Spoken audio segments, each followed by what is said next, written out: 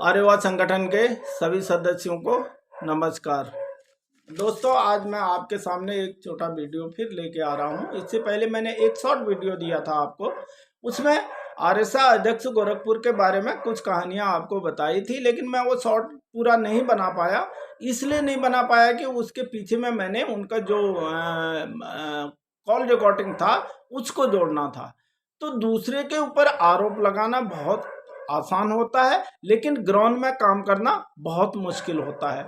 इन सभी को जो ये 6-7 नाम मैं अभी बताऊंगा, इनको मैं कहना चाहता हूं कि जो इस बार का सिलीगुड़ी में एजीएम हो रहा है और उसमें आए और अपना ये बातें, अगर इन लोगों में हिम्मत है, वहां पर आके अपने सारे सवालों का जवाब दें और इसको क्लियर करें। अगर मैं गलत कह रहा हूं तो आप इस पर कमेंट में लिखें। मेरा ये वीडियो अगर गलत है, इस पर कमेंट में लिखें। अगली बार से मैं वीडियो बनाना बंद कर दूंगा। इसमें सबसे मुट्ठी भर लोग हैं, मुट्ठी भर भी नहीं है, मुट्ठी की मुट्ठी, छोटी छोटी मुट्ठी, उतने भी लोग नहीं है। 8-9 लोग हैं ज्यादा से ज्यादा जो आर्यों का विरोध कर रहे हैं। लेकिन ये लोग नहीं चाहते हैं कि किसी जीडी वाले को मिलने वाला अधिकार मिल जाए। ये जीडी के विद्रोही हैं। जीडी के लिए हर हमेशा इन्होंने यही टांग अड़ाई है और जीडी को उनका हक नहीं देना चाहते हैं। इनमें से कौन कौन है? आपके खास करके आर्यवा संगठन गोरखपुर के अध्यक्ष जयराम दुबे साहब हैं और आरएसएस अध्यक्ष सूबेदार मेजर डी भोटिया जो दार्जिलिंग के अध्यक्ष हैं, और उसके अलावा गोपाल गुरुंग नायक सूबेदार, ये हैं सालूवारा के। तीसरे चौथे हैं इसका हौलदार सैपर महासिंह, और महासिंह खाती, ये है हरियाणा के। उसके अलावा है लास्ट में सूबेदार क्लर्क नौरंग सिंह, जो है ये राजस्थान के आरएसएस के अध्यक्ष हैं। हर बार यही लोग क्यों विरोध करते हैं और विरोध क्यों नहीं करता है? ये सब जो है डीजीआर की अंगुली में नाचते हैं ताकि आर्यवा को दबाया जा सके और आर्यवा ढंग से दब जाए और वो अपना काम न कर सके। आर्यवा को फूट डालने की एक साजिश है ये, लेकिन आर्यवा इतना सख्त पत्थर है, वो टूटने वाला नहीं है। हम आर्यवा को टूटने नहीं देंगे। उसके लिए हम कुछ भी कर लें, चाहे हम अपना प्राण दे दें, लेकिन आर्यवा नहीं टूटेगा। भाइयों, खास करके ये जीडी वालों के लिए, जीडी को नुकसान पहुंचाने के लिए, हर हमेशा जीडी को दबा के रखने के लिए, यूनिटी में आप लोगों के साथ क्या क्या बर्ताव होता है, यही लोग हैं ऐसे बर्ताव करने वाले जो गेट में से अंदर नहीं आने देते हैं। कहते हैं तुम तो पोस्ट से आए हो, तुम्हारे शरीर से पसीने की बदबू आ रही है, तुम क्या बोलते हैं ऑफिस के अंदर नहीं आओगे अपने काम के लिए। यही लोग हैं। तो इसमें ज्यादा नहीं कहता हूं इसमें, क्योंकि समय ज्यादा हो जाएगा मेरा। दूसरी बात, सबसे पहले मैं एक एक करके इन सब के बारे में वीडियो निकालूंगा। और सबसे ऊपर इसमें टॉप में है आपके आरएसएस अध्यक्ष गोरखपुर वाले, जो मैंने पिछली बार आपको बताया था कि 11 यार में होते समय उन्होंने मसला का पैसा ले गए थे।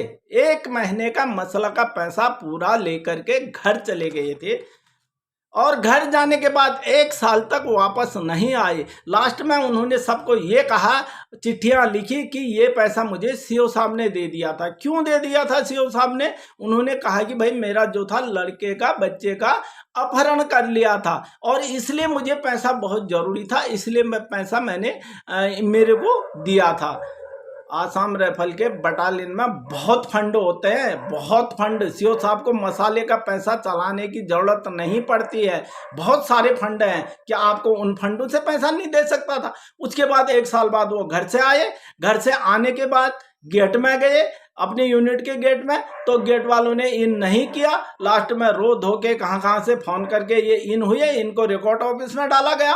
फिर रिकॉर्ड ऑफिस में उन्होंने यही धंधा शुरू कर दिया, जहां पर हर जवान से तेरा ये काम कर दूंगा, तेरा ये काम कर दूंगा। ये तो बोलने की जरूरत नहीं, आप लोग सब समझते हैं। और वहां के अलावा अब आपके मन में ये बातें आएगी भाई इतना करने के बाद भी ये बच कैसे जाता था। इनकी एक पॉलिसी थी बचने की, जब भी है वहां से जाकर के एक फूल पकड़ना है और छोटा सा एक टिक्का पकड़ना है, सीधा सीओ साहब के ऑफिस में जाना है, सीओ साहब को लाल फूल या जो भी फूल है फूल पकड़ाना है, और उसके बाद में सीओ साहब से उस बहाने में जो बात करनी है बात कर लेनी है। अब बच गए तो बच गए, नहीं तो कई लोग ऐसे हैं जिन्होंने डीआईजी साहब से बात करके इनको बचाया है। आज वो लोग मेरे साथ में इधर ही खड़े हैं। और इसके अलावा जब ये शिलोंग में गए, शिलोंग में जाकर के इन्होंने वहाँ ये उसमें गए रिक्रूटरी सेल में, और वहाँ पर भी जब आरटीजीएस की भर्ती हुई, आरटीजीएस की भर्ती के दौरान भी इन्होंने वहाँ पर बड़े घपले किए। इनका घपले का रिकॉर्ड बड़ा लंबा है, जो कि ये दूसरे को कह रहे हैं कि तुम पैसा खा लोगे, ये कर लोगे। ये जितने बातें कर रहे हैं, सबसे पहले अपने गिरवान में झांक करके तो देखो, आपने ऑन सर्विस में क्या किया था, आपका ऑन सर्विस का रिकॉर्ड क्या था।